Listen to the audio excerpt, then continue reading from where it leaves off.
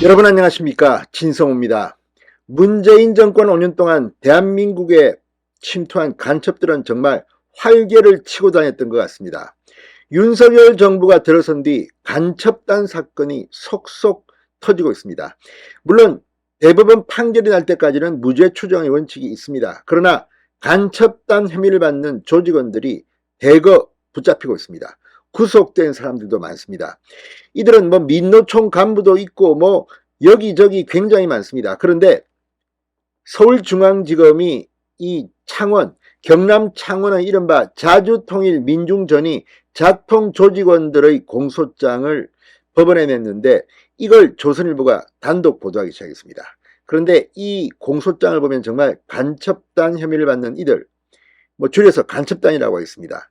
북한 지령들이 어마무시합니다. 어쩌면 북한은 대한민국의 정치 상황을 이렇게 꿰뚫어 보고 있는지, 자, 문재인 정권 때 그리고 윤석열 정부 들어서 하고 있는 이런 시위라든지 여론전, 사이버의 이 댓글들, 이런 것까지 정말 북한의 지시를 받았다는 의심이 드는 게 한둘이 아닙니다.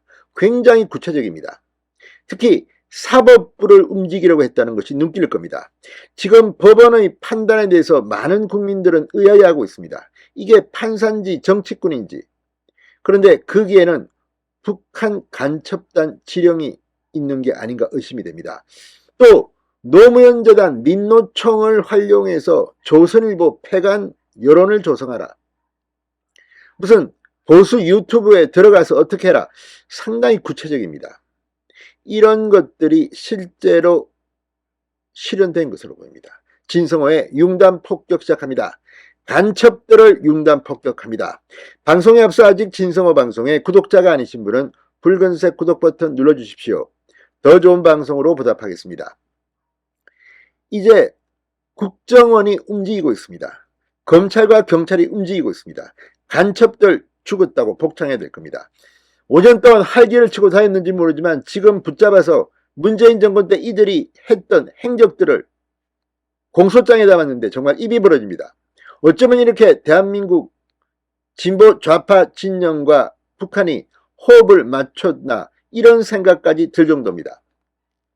자, 간첩단 혐의를 받는 경남 창원의 자통 조직원들의 공소장에는 이들이 사법농단, 이른바 사법행정권 남용 의혹 핵심 세력 다수에 대한 인적 청산이 선행되어야 한다며 그에 대한 여론전을 담당하는 방안을 논의했다는 등의 내용이 적시된 것으로 나타났습니다.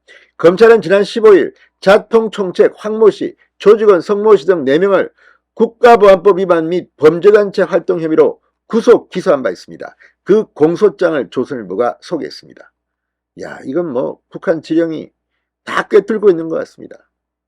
자, 자통총책 황 씨는 2018년 8월 28일 밤 창원에 있는 한 주점에서 다른 자통 조직원 성 씨를 만나 북한 대남 공작기구인 문화교류국과 주고받은 지령, 보고 상황을 공유하고 자통의 활동 방향 등에 대해 논의했다는 내용을 공소장에 적시한 것으로 알려졌습니다. 자통 조직원들은 2016년부터 2019년까지 캄보디아, 베트남 등 동남아에서 북한 공작원 김명성과 신원을 알 수 없는 북한 공작원 2~3명을 접촉한 것으로 조사됐습니다. 황 씨와 성 씨가 그날 사법 적폐 청산 및 공안기구 해체 여론전과 관련한 대화를 나눴다는 게 검찰 수사 결과입니다. 검찰은 공소장에서 황 씨는 북한의 대남혁명 전략에 따른 추진과 관련해 성 씨로부터 경남진보연합 정책위원회에서 논의한 내용을 보고받으면서 분단 적폐 청산의 내용으로 사법 적폐 청산, 국가정보원 등 공안기구 해체를 주장해야 한다는 내용 등을 논의했다고 적었습니다. 당시 성 씨는 경남진보연합이라는 단체에서 정책위원장 직책을 맡고 있었다고 합니다.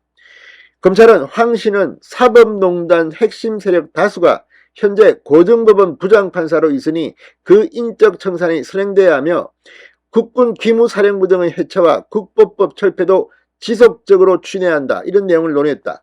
그에 대한 여론 환기와 홍보가 중요하다는 데 인식을 같이 하면서 다른 자통조직원 정모 씨에게 SNS 등 여론전을 담당시키는 방안을 논의했다고도 밝힌 것으로 전해졌습니다. 검찰은 황 씨는 국가의 존립 안전이나 자유민주적 기본 질서를 위태롭게 한다는 점을 알면서 북한의 지령을 받은 자와 화합했다고도 썼습니다.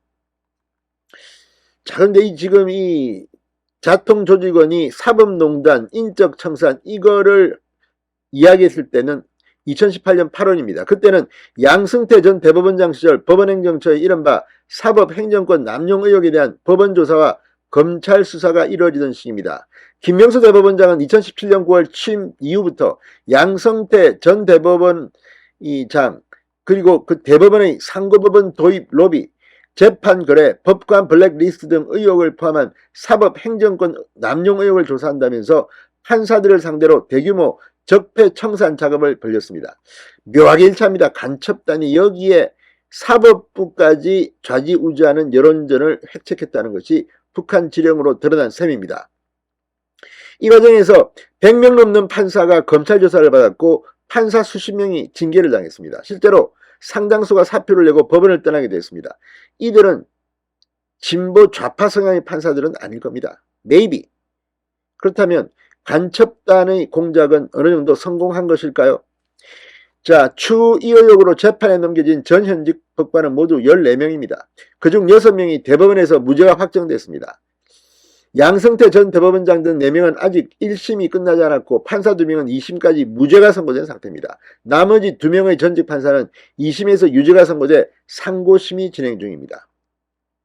민주당 역시 이 검찰 수사를 촉구했고 이 의혹을 폭로했던 이탄희 전 판사는 민주당의 입당에 국회의원 배지를 달았습니다.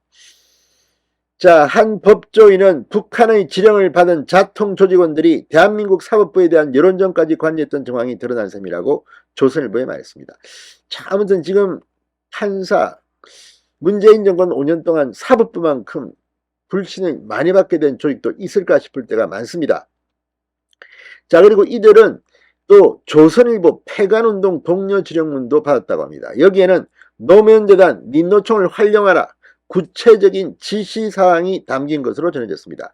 조선일보에 따르면 서울중앙지검이 아까 황모 씨 등 4명을 구속 기소하면서 법원에 제출한 공소장에는 이 자통이 2021년 7월 16일 북한 대남공작기구인 문화교류국으로부터 웹파드를 통해 수신한 조선일보 폐간운동 동료 지령 전문이 담겼다고 합니다.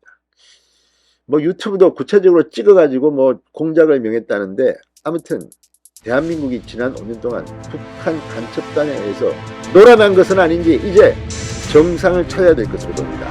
진성호의 융단 폭격이었습니다. 여러분 감사합니다.